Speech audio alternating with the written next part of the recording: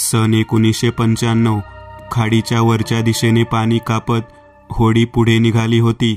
नावाडी सोडला तर त्या होडीमध्ये माधवशिवाय अजून 2 लोक होती. खाडीच्या दोन्ही बाजूला नारळी पोफळीच्या बागा होत्या. मध्येच कुठेतरी बांबूचे बेट होते. तो निसर्ग पाहण्यात माधव इतका हरवला होता की त्याचे कुठे लक्षच नव्हते. त्या पूर्ण भागाला नैसर्गिक सौंदर्य लाभले होते. साहेब, तो पहा मुराई गावाचा धक्का. नावाडी ओरडला. माधवची तंद्री भंगली. तो बॅग सावरत समोर पाहू लागला. तो धक्का म्हणजे खाडीच्या पाण्यात बांधलेल्या एखाद्या बुरुजासारखा गोलाकार भाग होता. त्याला पायऱ्या होत्या. हातातील बॅग सावरत माधव कसाबसा त्या होडीतून पायरीवर उतरला. पायाला पाणी लागणार नाही याची काळजी घेत असतानाच होडीमुळे तयार झालेली पाण्याची एक लाट त्याच्या पायावर आलीच. त्याचा पाय घोट्यापर्यंत पाण्यात बुडाला. त्यामुळे पायात असलेली कोल्हापुरी भिजली. चप्पल सावरत तो धक्क्यावर आला. आजूबाजूला कोणीच नव्हते.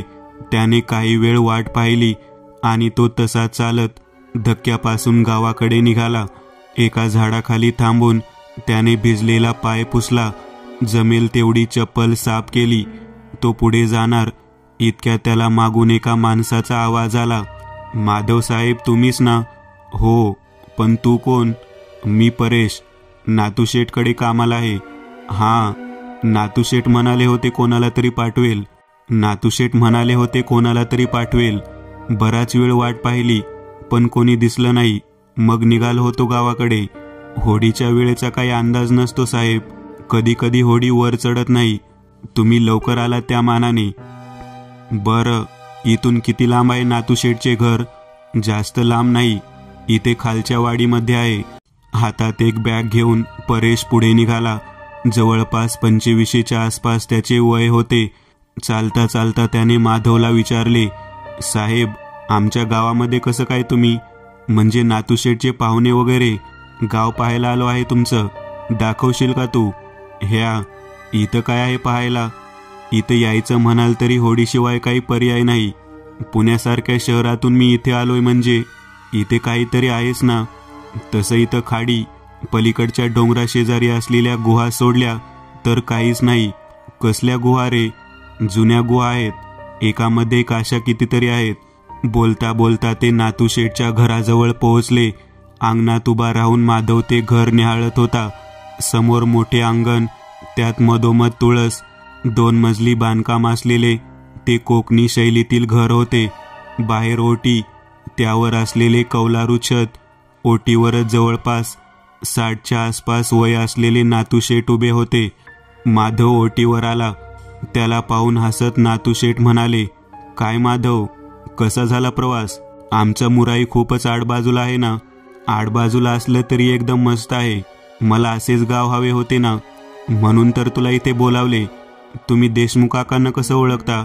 देशमुख आणि मी पुण्यात होतो तेव्हापासून खूप चांगले मित्र आहोत. त्या दिवशी त्याला भेटलो होतो तेव्हा तो बोलला तुझ्याबद्दल. हो, एक नवीन कादंबरी लिहायचा विचार आहे, पण त्यासाठी अशा शांत आणि वेगळ्या गावाच्या शोधात होतो, म्हणजे तिथे जाऊन लिहिता येईल. तू आधी आत तर ये, बाकी बोलू नंतर.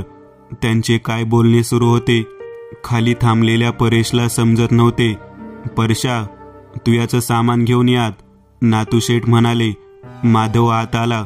समोर दिवाणखाना होता. त्याच्या शेजारी एका खोलीचा दरवाजा होता. समोरच स्वयंपाकघर. दिवाणखान्यातून वरच्या मजल्यावर जायला लाकडी जिना होता. ते दोघे आत आले तेव्हा स्वयंपाकघरातून राधाबाई बाहेर येत होत्या. त्यांना पाहतच नातूशेठ म्हणाले, अगं माधव आला बघ, सकाळपासून वाट पाहते तुझी. हो, तरी होडी लवकर आली. तुझी सोय वरती केली आहे, तू आवरून घे. आवरून माधव वरती आला. वर 2 खोल्या होत्या. दोन्ही वापरातील होत्या. त्यावर माळा होता. एका खोलीमधून माळ्यावर जायला शिडी लावलेली. माधवने त्याचे सामान कपाटात ठेवले. तितक्यात राधाबाई आल्या. लावलं सगळं नीट? हो, झालंच आता लावून. बरं, चल खाली, जेवायला वाटते. माधव खाली आला. तिथे नातूशेठ आधीच बसले होते. त्यांच्या शेजारी बसला. जेवता जेवता नातूशेठ म्हणाले, माधव, वरती तुझ्यासाठी टेबल आणि खुर्ची देखील लावली आहे. काही लागलं अजून तर बिनधास्त सांग. नाही काका, अजून काही लागणार नाही. तुम्ही आधीच इतकं करत आहात.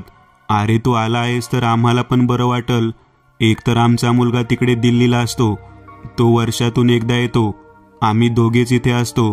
हो ना, आता हा आला आहे तर घर कसं भरलेलं वाटतंय. राधाबाई म्हणाल्या, मला ही जागा खूप आवडली. अगदी मला हवी तशी आहे. कधीपासून सुरू करतोय मग लिखाण? आज रात्रीपासूनच सुरू करेल. संध्याकाळी मी गावात फिरायला जात असतो. तू पण चला सोबत. जरा गाव तरी पाहून होईल. जेवण झाल्यावर माधव वरती आला. पलंगावर पडल्या पडल्या त्याचा डोळा लागला. त्याला नातूशेठच्या आवाजाने जाग आली. तो उठून खाली आला. अरे आपल्याला जायचं आहे ना बाहेर, म्हणून आवाज दिला. तोंड धुवून ये बाहेर. माधव फ्रेश होऊन बाहेर आला. नातूशेठ सोबत गावात निघाला. गावातील मारुतीच्या मंदिरात जाऊन आल्यानंतर ते दोघे परत घरी आले. ओटीवर बसून गप्पा झाल्यानंतर रात्रीचं जेवण करून माधव वर आला. जवळ असलेली वही टेबलवर ठेवून त्याने खुर्चीवर बसून विचार करायला सुरुवात केली. कादंबरीची सुरुवात हवी तशी सुचत नव्हती. त्याने 2 ते 3 वेळा लिहून पाहिले, पण त्याला जशी सुरुवात अपेक्षित होती तशी मात्र होत नव्हती. त्याने वही बंद केली आणि पलंगावर जाऊन पडला. विचार करता करता त्याला कधी झोप लागली कळलेच नाही. सकाळी जाग आली तेव्हा 8 वाजून गेले होते. खाली आला तेव्हा नातूशेठ त्यांच्या शेतात गेले होते. राधाबाई घरातच होत्या. चहा वगैरे झाल्यावर त्याने पुन्हा लिहायला सुरुवात केली. त्याच्या कादंबरीची सुरुवात तर झाली होती. दिवस लिखाणातच निघून गेला. रात्री जेवायला बसल्यानंतर नातूशेठ म्हणाले, झाली का सुरुवात माधव? हो, आज लिहिलं आहे थोडं. एकदा लिखाणाला गती मिळाली की मग सुचत जाते, पण सुरुवातीला थोडा वेळ जातोच. पण तू अजून सांगितलंच नाहीस, तुझी कादंबरी आणि अशा गावाचा संबंध काय आहे? काका, माझी कथा अशाच गावात घडते. एका घराण्याजवळ असलेल्या पिढीजात ग्रंथाबद्दल ही कादंबरी असणार आहे. त्यात गाव, तिथली माणसे यांचाही संदर्भ तितकाच महत्त्वाचा आहे. विषय तर निराळाच आहे. लवकर तुझी कादंबरी लिहून हो दे. मलाही वाचायची उत्सुकता आहे. हो नक्कीच काका. जेवण करून माधव वरती आला. काही लिहावं असं त्याला वाटत नव्हते, त्यामुळे सोबत आणलेल्या पुस्तकांपैकी त्याने एक पुस्तक वाचायला सुरुवात केली. माधव जवळपास 30शीतला एक. प्रतितयश लेखक होताच, पण त्याला वाचायची खूप जास्त आवड होती. भयकथा आणि रहस्यकथांची तर त्याने इतकी पुस्तके वाचली होती की त्यातूनच त्याला लिखाणाची आवड निर्माण झाली. त्याने आतापर्यंत 3 कादंबऱ्या लिहिल्या होत्या आणि त्या खूप गाजल्या देखील. वाचता वाचता त्याला कधी झोप लागली ते कळलंच नाही. त्याला पहाटे कसल्याशा आवाजाने जाग आली. आवाज खालून येत होता. तो जिना उतरून खाली आला. काही लोक खाली जमले होते. तिथेच नातूशेठ पण उभे होते. माधवला तिथे पाहून ते लोक बोलायचे थांबले. हा कोण आहे नातूशेठ? तिथे असलेल्या एका व्यक्तीने विचारले. हा माझ्या मित्राचा पुतण्या आहे, लेखन करतो, माझ्याकडे राहायला आला आहे. काय झालं काका, इथे लोक का जमलेत? तेही इतक्या सकाळी? अरे काल रात्री गावातली एक बाई गायब झाली. मग असेल की इथे कुठेतरी. अरे नाही ना, आणि विशेष गोष्ट म्हणजे मागच्या महिन्यात तिचा नवरा देखील असाच गायब झाला आहे आणि त्याच्या आदल्या महिन्यात तिची सासू देखील. काय, एकाच घरातील 3 जण असं कसं गायब होऊ शकतात? म्हणूनच तर हे लोक इथे आले आहेत. काहीतरी मार्ग काढायला हवा, त्यांना शोधायला हवं. त्यानंतर ते सगळे लोक बाहेर गेले. माधव परत वरती आला, पण त्याला झोप लागत नव्हती. तो उठला आणि त्याने लवकर आवरले, त्यामुळे त्याच्याकडे बराच वेळ होता. राधाबाईंना सांगून तो गावात फिरायला बाहेर पडला. गाव तसं लहानच होतं. 2 बाजूंनी डोंगर रांग, एका बाजूला खाडी आणि एका बाजूला दूरपर्यंत असलेली शेती. त्यामुळे गावाला नैसर्गिक सौंदर्य तर खूप लाभलेले. गावाच्या छोट्याशा बाजारपेठेमधून तो बाहेर आला. एका घराजवळ त्याला पाटी दिसली, पटवर्धन वाचनालय. गावात वाचनालय देखील असेल त्याला वाटलेच नव्हते, त्यामुळे त्याची उत्सुकता चाळवली. तो घरात गेला. घराशेजारील एका खोलीमध्ये असंख्य पुस्तके रचून ठेवलेली. पुस्तकांकडे तोंड करून एक मुलगी उभी होती. मला वाचनालयाचे सभासद व्हायचे आहे, माधव म्हणाला. त्या आवाजाने ती मुलगी मागे वळली. जवळपास 23-24 वर्षांची ती मुलगी होती. माधव जवळ येत म्हणाली, नक्की पुस्तकांसाठीच आला आहेत ना? नाही, गावातली काही मुलं उगाच पुस्तकांचे कारण काढून बोलायला येतात. हे बघा, या गावात वाचनालय आहे हेच मला अनपेक्षित होतं आणि मला इथे दिसलं म्हणून मी आत आलो. तुम्ही या गावातले नाही म्हणजे? नाही, मी नातूशेठकडे आलो आहे, पण माझ्याबद्दल तुम्ही भलताच समज करून घेतलेला दिसतोय. माफ करा, पण गावात आल्यापासून मला जो अनुभव आला त्यामुळे मला असं वाटले. म्हणजे तुम्ही पण इथल्या नाही? आहे इथलीच, पण शिकायला लहानपणापासून पुण्यात होते. आता गावात आले, इथे शाळेत शिकवते आणि उरलेल्या वेळात बाबांनी सुरू केलेलं हे वाचनालय सांभाळते. बरं, मला होता येईल ना सभासद? हो, पण तुमचा आणि पुस्तकांचा काही संबंध आहे का? म्हणजे कसली पुस्तकं आवडतात तुम्हाला? कसलेही, असं काही विशेष नाही. कधी वाचलं नाही, आता बघू काहीतरी वाचून. माधवने मुद्दाम तिला खरी ओळख सांगितलीच नाही.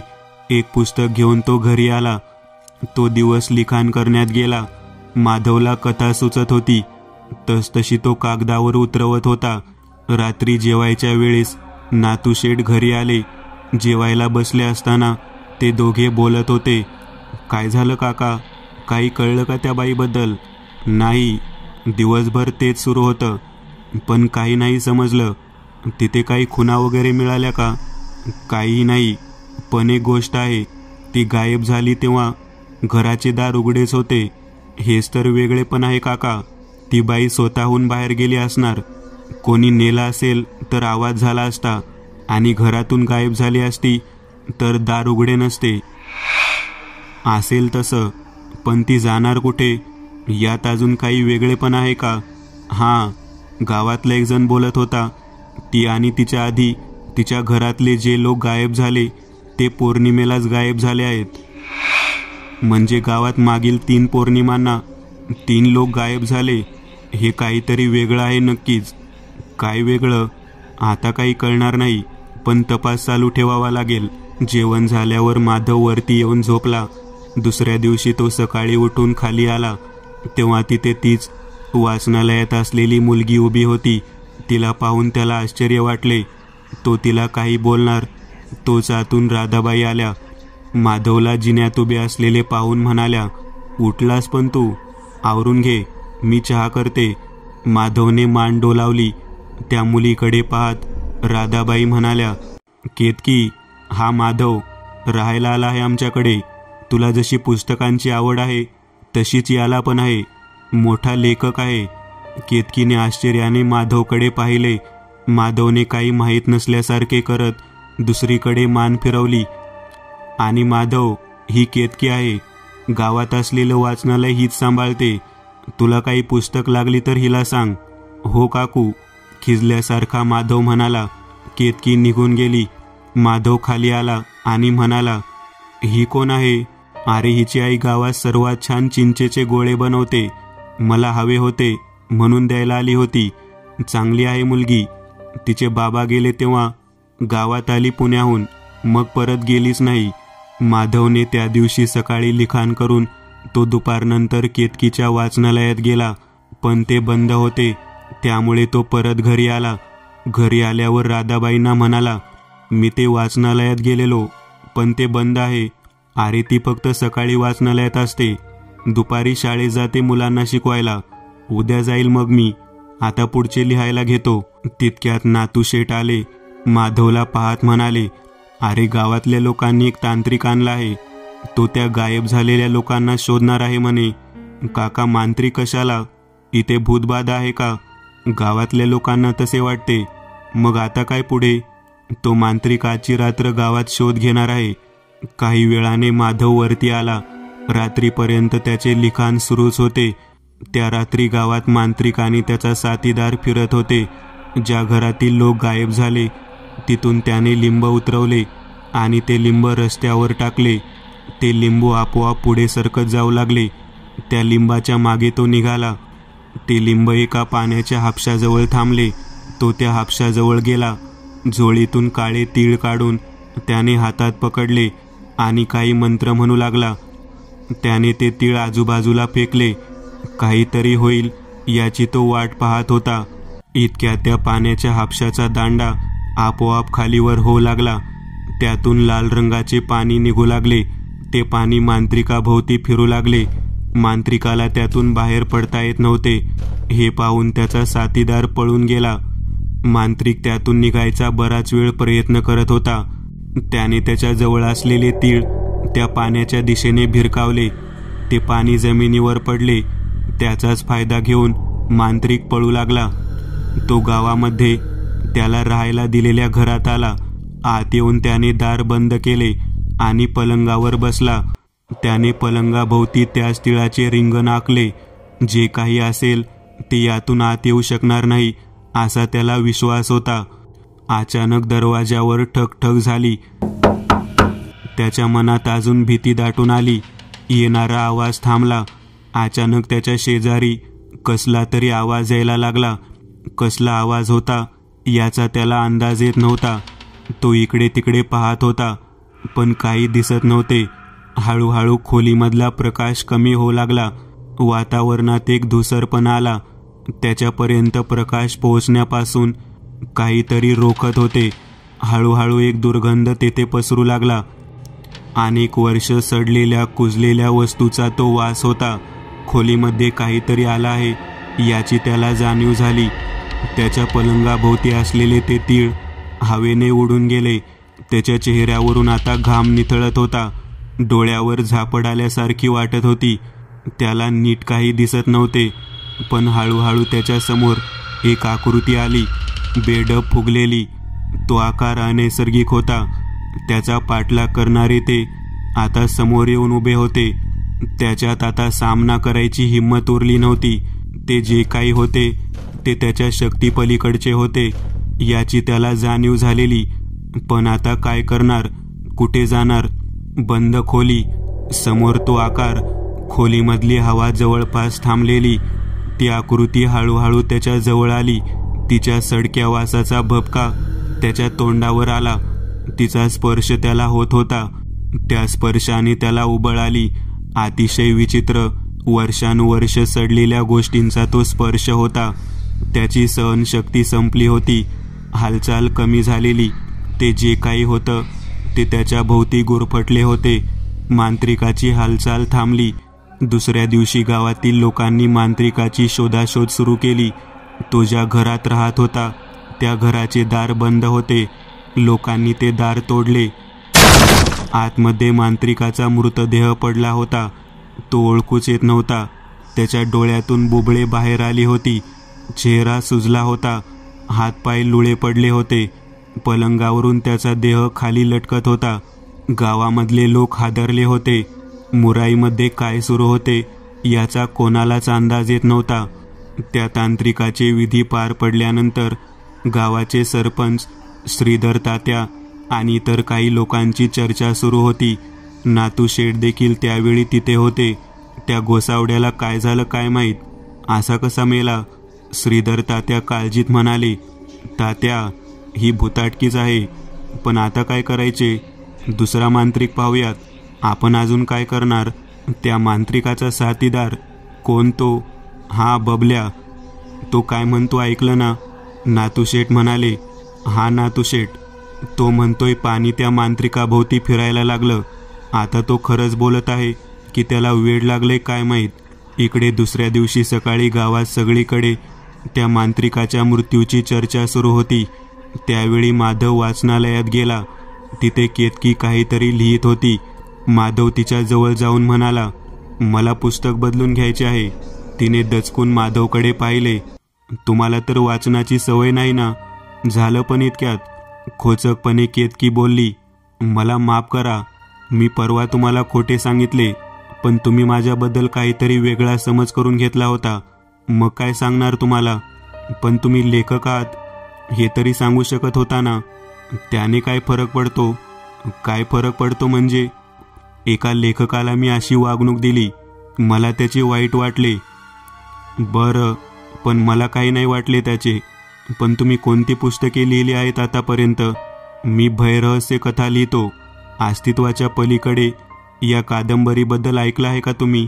हो, मागच्या वर्षीच मी वाचली होती ती.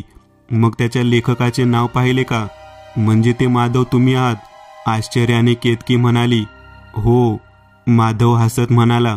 त्या कादंबरीमध्ये तुम्ही इतक्या विचित्र गोष्टी लिहिल्या आहेत, विश्वास ठेवायला अवघड जात होते. गोष्टी विचित्र असल्या तरी त्या नसतात असं नाही ना. आता काल त्या मांत्रिकाचं काय झालं बघा ना. कोणता मांत्रिक? म्हणजे तुम्हाला गावात काय चाललं आहे माहीतच नाही का? नाही. म्हणजे मुलं सोडली तर माझा गावात कोणाशी फार संपर्क येत नाही ना. गावात लोक गायब होत आहेत, त्यासाठी मांत्रिक आणला होता सरपंचांनी. काल रात्री त्या मांत्रिकाचाच विचित्र खून झाला. बापरे, हे आपल्या गावात घडतंय. इथे काहीतरी विचित्र चालू आहे हे नक्की. आपण बोलतच बसलो आहे. तुम्हाला कोणते पुस्तक हवे होते? एखाद्या भयकथेचे बघू. केतकीने पुस्तक आणून दिले. हे मी नाही वाचले अजून. तुम्ही वाचले आहे का? नाही अजून. तुम्ही वाचून सांगा काय आहे ते. अजून एक केतकी, चुकीचं समजू नका. पण मला असं सारखं वाटतंय, याआधी पण मी तुम्हाला भेटलो आहे. एका चेहऱ्याची जगात 12 माणसे असतात असं म्हणतात. तसेच पाहिलं असेल, हसत केतकी म्हणाली. पण मी सिरियसली बोलतोय केतकी. हो का? असेल पण तसं काहीतरी. बरं, आता मी निघतो. वाचून झालं की घेऊन येईन पुस्तक. पुस्तक घेऊन माधव घरी परत आला. दिवसभर लिखाण केल्यानंतर संध्याकाळी पुस्तक वाचत होता तेव्हा त्याला नातू शेटनी आवाज दिला. माधव खाली आल्यावर राधाबाईंनी त्या दोघांना चहा दिला. चहा घेत असताना माधव म्हणाला, काही कळलं का त्या मांत्रिकाच्या खुनाबद्दल? नाही रे, काही समजायला मार्ग नाही. गावातले लोकांनी हे प्रकरण दाबून टाकायचे ठरवले आहे, पण त्याने खरा खुनी सापडणार कसा? इतका विचार कोण करणार इथे? चाललंय तसं चालू द्यायचे. चहा घेऊन झाल्यानंतर नातू शेठ बाहेर निघून गेले. माधव परत वरती आला. रात्री जेवायला खाली येईपर्यंत त्याचे वाचन चालू होते. तो खाली आला तरी नातू शेठ परत आले नव्हते. काकू, अजून काका कसे आले नाहीत? मला म्हणाले होते वखारीत चालले आहेत, पण इतका उशीर नाही करत ते कधी. वाट बघूया थोडा वेळ अजून. नाही आले तर मी पाहून येईल. जेवण झाल्यानंतर बराच वेळ माधव आणि राधाबाई वाट पाहत होते, पण नातू शेठ आलेच नव्हते. त्यांना शोधायला माधव बाहेर पडला. गावाच्या मध्यभागी असणाऱ्या आळीमध्ये देशपांडेंचे जुने घर होते. काही मूलबाळ नसल्याने मोहन देशपांडे आणि त्यांची बायको सरोजिनी देशपांडे दोघेच त्यांच्या मोठ्या घरात राहत होते. दोघांचेही वय आता 60च्या आसपास होते. मोहन हे गावातील जुने वैद्य होते. छोट्या मोठ्या आजारावर ते सहज उपचार करायचे. वरच्या मजल्यावर असलेल्या खोलीमध्ये ते झोपले होते. अचानक त्यांच्या दारावर जोरात थाप पडू लागली. त्या आवाजाने सरोजिनी जाग्या झाल्या. त्या खाली आल्या, तरीही दारावरच्या थापा अजून सुरूच होत्या. त्यांना असे वाटले मोहन यांच्याकडे कोणाचे काही महत्त्वाचे काम असेल. वैद्य असल्यामुळे रात्री अपरात्री लोक त्यांच्याकडे येत असायचे, त्यामुळे त्या उठून खाली आल्या. त्यांनी आतून आवाज दिला, कोण आहे बाहेर? मी. एका स्त्रीचा आवाज आला. आवाज ओळखीचा वाटल्याने त्यांनी दरवाजा उघडला, पण त्यांना धक्काच बसला, कारण बाहेर कोणीच नव्हते. काय झाले याचाच विचार करत त्यांनी दार बंद केले. त्या मागे वळून जिन्याकडे जाऊ लागल्या. तोच त्यांना जिन्याच्या पायऱ्यांवर कोणीतरी बसलेले दिसले. ती एका स्त्रीची आकृती होती. जिथे ती बसलेली तिथून पाण्याचे ओघळ जिन्यावरून जमिनीपर्यंत आले होते. सरोजिनी यांना ते पाहून धक्काच बसला. कोण आहे तिथे? त्या स्त्रीकडून काहीच प्रतिसाद आला नाही. सरोजिनी थोड्या घाबरत पुढे गेल्या.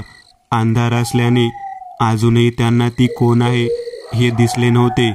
त्या तिच्यापासून 5-7 पावलांवर असतील.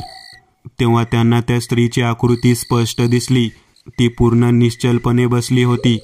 खिडकीच्या काचेतून अर्धवट येणारा प्रकाश तिच्या चेहऱ्याच्या एका भागावर पसरला होता. तो भाग विलक्षण पांढरा होता. तिची नजर खाली जमिनीकडे खिळली होती. तिचे सर्व कपडे, केस, चेहरा ओलेचिंब होते. त्यातून निघणारा गारवा सरोजिनी यांना जाणवत होता. बाहेर असणारी नीरव शांतता, दिवाणखान्यात असणारा अंधार, यामुळे ती स्त्री अजूनच गूढ आणि भयावह वाटत होती. तिचे ते रूप पाहून सरोजिनी यांच्या अंगावर शहारा आला. काही क्षण त्यांच्या डोळ्यावर विश्वासच बसत नव्हता. जे दिसतंय ते खरंच आहे की भास, यात त्यांची गफलत होत होती. न राहून काहीशा अनिच्छेनेच त्या अजून पुढे गेल्या. पुढच्या क्षणाला त्या स्त्रीने मान सरोजिनी यांच्याकडे फिरवली. तिच्या डोळ्यांच्या खोबणीत काहीही नव्हते, पूर्ण काळ्या खोबणी होत्या त्या. ते पाहून सरोजिनी ओरडत मागे सरल्या. मागे सरकताना टेबलाला पाय लागून जिन्यावरून वाहत आलेल्या पाण्यातच जमिनीवर कोसळल्या. त्यांचा आवाज ऐकून मोहन बाहेर आले. सरोजिनी त्यावेळी उठून बसल्या आणि आजूबाजूला पाहत होत्या. तोच मोहन त्यांना म्हणाले, काय झालं? जमिनीवर काय करते आणि अशी वेंदळ्यासारखी आजूबाजूला काय पाहते? आहो, ती बाई. काय? कोणती बाई? अंगावरच्या साडीकडे पाहत सरोजिनी काही बोलणारच होत्या. तोच त्यांच्या लक्षात आले. मगाशी पाण्यात पडल्यावर ओली झालेली त्यांची साडी पूर्ण कोरडी होती. काय झालं सरोजिनी? काही सांगणार आहेस का? आहो, इथे एक बाई होती, तिथे जिन्यावर बसलेली. गावात घडणाऱ्या घटनांचा तुझ्यावर देखील परिणाम झाला आहे वाटतं. स्वप्न पडलं असेल कदाचित. मला तर नाही दिसलं ना कोणी. माहिती नाही, पण कदाचित असेल तसंही. मोहन आणि सरोजिनी वरती आले. मोहन आत आले आणि त्यांच्या मागोमाग सरोजिनी आत येत होत्या. इतक्यात दार आपोआप बंद झाले. मोहन खोलीमध्ये बंद झाले. बाहेरून सरोजिनी दार वाजवत होत्या. मोहन यांना काही समजले नाही. ते मागे वळून दाराकडे जात होते. इतक्यात त्यांचं लक्ष पलंगाकडे गेले. तिथे ती स्त्री उभी होती. त्यांच्या पलंगाजवळ असलेला नाईट लॅम्प चालू बंद होऊ लागला. कोण आहे तिथे? थोड्याशा कापरे आवाजात मोहन म्हणाले. त्या स्त्रीकडून काहीच प्रतिसाद आला नाही. मोहन हळूहळू तिच्या जवळ गेले. ती तशीच उभी होती. नाईट लॅम्पचा उजेड तिच्या चेहऱ्यावर खालून पडत होता. जसजसं मोहन जवळ गेले त्यांना तिचे रूप अधिक स्पष्ट दिसले. अंगावरून पाणी निथळत ती तिथे उभी होती. तिचे केस ओले होते, कपाळाला चिटकलेले. डोळे सताड उघडे होते, पण त्यात बुबळे नव्हती. तोंड उघडे होते, पण त्यात शेवाळ साचलेले. नाकाभोवती हिरवट थर जमा झालेला. हे दृश्य पाहून मोहन जागच्या जागी थिजले. त्यांची बोबडी वळली होती. काय बोलावं हेच त्यांना समजत नव्हते. ते मागे सरकून दरवाजाकडे जाऊ लागले. इतक्या दरवाजा आणि त्यांच्यामध्ये ती स्त्री आली. तिने मान वर केली आणि मोहनकडे पाहत म्हणाली, तो कलश कुठे? तिचा आवाज खूप खोलातून आलेला आणि अनादी वाटत होता. कोणता कलश? तो कलश कुठे? मला नाही माहीत कोणता कलश. ती स्त्री पुढच्या क्षणाला मोहन यांच्या समोर उभी होती. तिची बुबळे नसलेली नजर मोहनच्या नजरेस भिडली होती. तिने एका हाताने मोहन यांची मान पकडली. कुठे तो कलश? मोठ्या आवाजात ओरडत ती म्हणाली. मान पकडल्याने मोहन यांना बोलता येत नव्हते. नाही माहीत. त्या स्त्रीने आ केला. त्यातून निघणारे पाणी मोहन यांच्या नाकातोंडात जाऊ लागले. तडफडत मोहन तिथेच पडले. बाहेरून सरोजिनी दार वाजवत होत्या. इतक्यात त्या दारातून त्या स्त्रीचा चेहरा बाहेर आला. अचानक बाहेर आलेला चेहरा पाहून सरोजिनी दचकल्या आणि मागे सरकल्या. घाबरून त्या पळत जिन्यावरून खाली आल्या आणि दार उघडून बाहेर जाऊ लागल्या. तोच त्यांचे केस मागून कोणीतरी खेचले. बाहेर पडणाऱ्या त्या अचानक घरात कोसळल्या. त्यांची नजर वरती गेली. ती स्त्री त्यांच्या डोक्याजवळच उभी होती. त्या उठतच होत्या. तोच त्यांच्या केसांना पकडून त्या स्त्रीने त्यांना जिन्याच्या दिशेने भिरकावले. डोक्याला मार लागला होता, पण त्या शुद्धीत होत्या. अचानक ती स्त्री त्यांच्या समोर आली. कुठे तो कलश? कोणता कलश? वेदनेने कणत सरोजिनी म्हणाल्या. ती स्त्री अजूनच चवताळली. मोठ्याने ओरडत त्यांनी सरोजिनी यांना पकडून वरती फेकून दिले. त्यांची शुद्ध हरपत होती. ती स्त्री त्यांच्या अंगावर येऊन उभी राहिली. कुठे कलश? मला नाही माहीत, असं म्हणत सरोजिनी बेशुद्ध पडल्या. नाथूशेठ यांना शोधत माधव गावामध्ये फिरत होता. नाथूशेठ नेहमी ज्या लोकांकडे जायचे त्यांच्याकडे त्याने जाऊन चौकशी केली, पण तरी ते सापडले नव्हते. तो तसाच खाडीच्या बाजूला निघाला होता. इतक्यात त्याचे लक्ष घरातून बाहेर पडणाऱ्या एका मुलीकडे गेले. त्याने नीट पाहिले तेव्हा त्याच्या लक्षात आले ती केतकी होती. केतकी इतक्या रात्री इकडे काय करते? हे तिचे घर नाही. त्याला नाथूशेठला शोधायचे होते, त्यामुळे तो केतकीकडे दुर्लक्ष करून तसाच खाडीकडे गेला. आजूबाजूला पाहिले, पण नाथूशेठ कुठेच दिसत नव्हते. तो कंटाळून घरी आला. घरी येऊन पाहतो तर नाथूशेठ घरातच होते. काका, तुम्ही इथे आहेत आणि मी तुम्हाला सगळ्या गावात शोधून आलो. अरे मला बोललीही, पण तुला कळवणार तरी कसं? होता कुठे तुम्ही? अरे मी आपल्या वखारीत गेलेलो, तिथून बाहेर पडलो आणि पाटील भेटला. तो गावात चालला होता कोणाला तरी बोलवायला. त्याची होडी हेरेजवळ अडकली होती. मग आम्ही दोघे त्याची होडी काढायला गेलो. बरं झालं, मला किती काळजी वाटत होती. हो, पण आता खूप रात्र झाली आहे. झोप आता तू. माधव वरती झोपायला आला. त्याच्या डोक्यात केतकीचे विचार येत होते. तिला पाहिल्यापासून त्याच्या डोक्यात तिचेच विचार येत होते. असं का होत आहे हे त्याला पण समजत नव्हते. पुस्तकाची काही पाने वाचून तो झोपला. त्याला सकाळी जाग आली. ते लोकांच्या आवाजानेच. खाली बरेच लोक जमलेले असे आवाजावरूनच त्याला जाणवले. नाथूशेठ गावातील एक प्रतिष्ठित व्यक्ती असल्याने गावात काही झाले तरी लोक मात्र इथे जमतात हे त्याला इतक्या दिवसात समजले होते. तो खाली आला. इतके लोक जमलेले पाहून त्याने नाथूशेठला विचारले, काय झालं काका? इतके सगळे लोक? अरे देशपांडेंच्या घरात काहीतरी विचित्र झालं आहे. हे सगळे लोक तेच सांगायला आले आहेत. काय झालं? आता आम्ही तिकडे जात आहोत, तू पण चल. माधव तसाच त्या लोकांसोबत निघाला. त्याला देशपांडे कुठे राहतात हे माहीत नव्हते. नाथूशेठ एका घरासमोर येऊन थांबले. दार उघडेच होते. घरासमोर काही लोक उभे होते. सरपंच देखील तिथेच होते. नाथूशेठ आणि माधव सरपंचांसोबत घरात आले. एका माणसाने जिन्याकडे हात केला. नाथूशेठ आणि सरपंच पुढे गेले. खोलीचे दार उघडेच होते.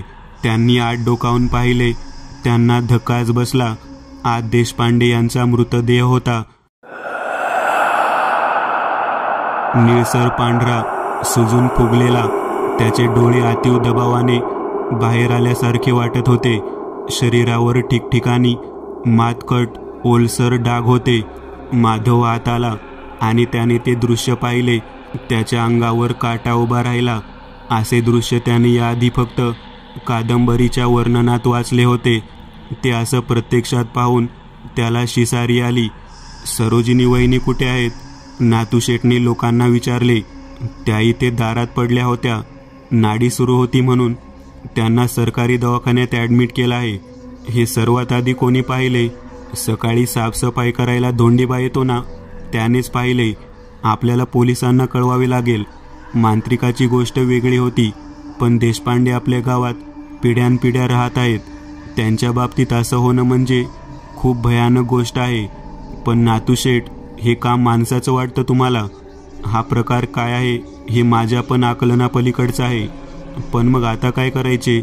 सरोजिनी शुद्धीत आल्या तर आपल्याला समजेल काय झालं ते. नाथूशेठ, आपण दवाखान्यात जाऊन येऊ. डॉक्टर काय म्हणतात ते पाहू. तोपर्यंत महाद्या पोलिसांना घेऊन येईल.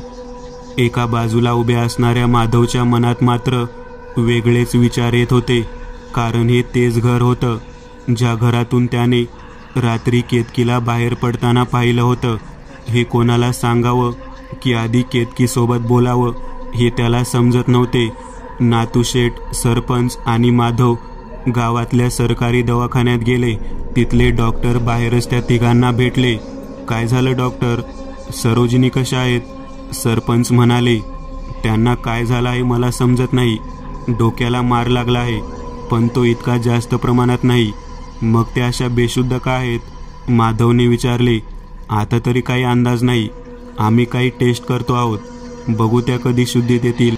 पोलीस आल्यानंतर त्यांनी पंचनामा केला आणि मोहन यांचे मृत शरीर तालुक्याला असलेल्या सरकारी दवाखान्यात विच्छेदनासाठी पाठवून दिले. गावामध्ये दहशतीचे वातावरण निर्माण झालेले. त्या रात्री जेवताना माधव आणि नातू शेठ बोलत होते, काका, गावात नक्की काहीतरी वेगळं घडत आहे, तुम्ही पण काळजी घ्या.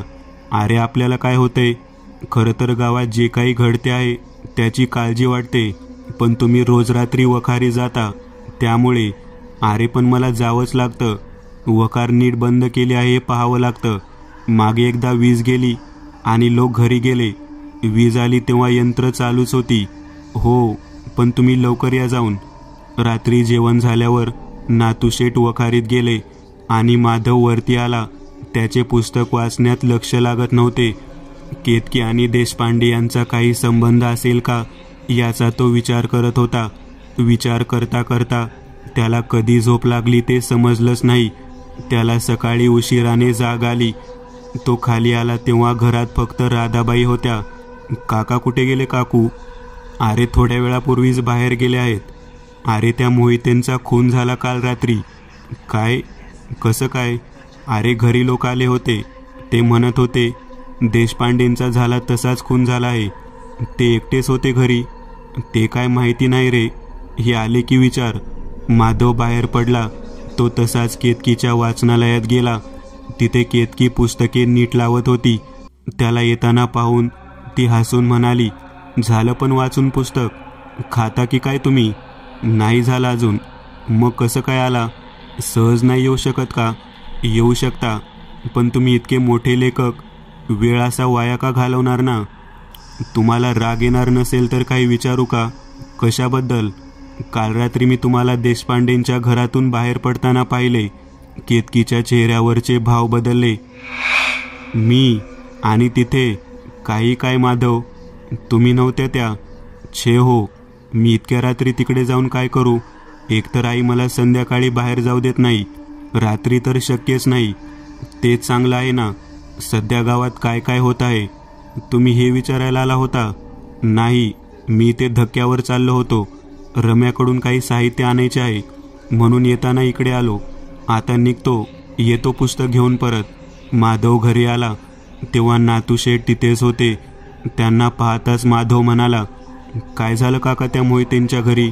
अरे काय सांगू बाबा, त्याचा पण खून त्या देशपांडेंसारखाच झाला आहे.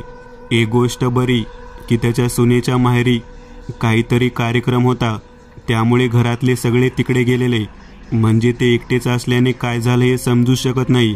हां, पण आता गावातल्या लोकांनी रात्री पहारा द्यायचं ठरवलं आहे. काहीतरी वाईट आलं आहे गावात. सरोजिनी शुद्धीवर आल्या की समजेल कदाचित काहीतरी. दुपारी जेवण झाल्यानंतर माधव गावातल्या दवाखान्यात गेला. या प्रकरणात कुठंतरी पाणी मुरते आहे याची त्याला शंका येत होती. त्याला सरोजिनी यांना भेटायचे होते. तो दवाखान्यात पोहोचला. डॉक्टरांसोबत त्याची ओळख आधी झालेली. समोरून डॉक्टरांना येताना पाहून तो म्हणाला, डॉक्टर, सरोजिनी कशा आहेत? अजून तशाच आहेत, शुद्धीत नाहीत, पण काहीतरी पुसट शब्द उच्चारत आहेत मध्ये मध्ये. कसले शब्द? मला नीट समजत नाहीये. मी भेटलो तर चालेल ना? इतक्या मोठ्या लेखकांना कोण अडवणार? हसत डॉक्टर म्हणाले. थट्टा करत आहात का डॉक्टर? नाही हो माधव, पण तुमच्या 2 कादंबऱ्या वाचल्या आहेत मी. डॉक्टर असून पण तुमच्या काल्पनिक भयकथेत गुंग झालेलो. तुम्ही इतकं भरभरून बोलत आहात, यात सगळंच आलं. बरं तुम्ही या भेटून सरोजिनी यांना. मी राऊंडरवर चाललो आहे. माधव सरोजिनी असलेल्या रूममध्ये गेला. त्या बेशुद्धच होत्या. माधव तिथे गेला. त्यांच्या शेजारी असलेल्या एका टेबलवर बसला.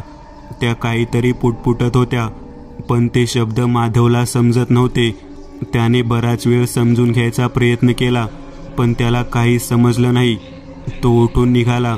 दाराजवळ पोहोचला. इतक्यात त्याला मागून आवाज आला, भैरव कुंभ. त्याने मागे वळून पाहिले. सरोजिनी अजून बेशुद्धच होत्या, पण त्यांनी उच्चारलेला शब्द माधवच्या कानावर पडला होता. माधवच्या डोक्यात अचानक झिंझिण्या आल्या. अनेक आवाज डोक्यात फिरू लागले. कोणी किंचाळत होते, कोणी रडत होते. अनेक गोल गोल चक्र नजरेसमोर फिरत होती. त्या सगळ्यात एक नाव उफाळून पुढे येत होतं, भैरव कुंभ. मित्रांनो, आज पुरतं एवढंच. तुम्हाला जर काही गोष्ट आवडली असेल तर नक्की लाईक करा. तुमच्यापैकी बरेचसे जण व्हिडिओ लाईक न करताच पळून जातात, पण हा जर व्हिडिओ तुम्ही लाईक केला तर मला जरा बरं वाटेल आणि असेच भारी भारी व्हिडिओ बनवायची माझ्यात एनर्जी येईल. त्यामुळे नक्की लाईक करा.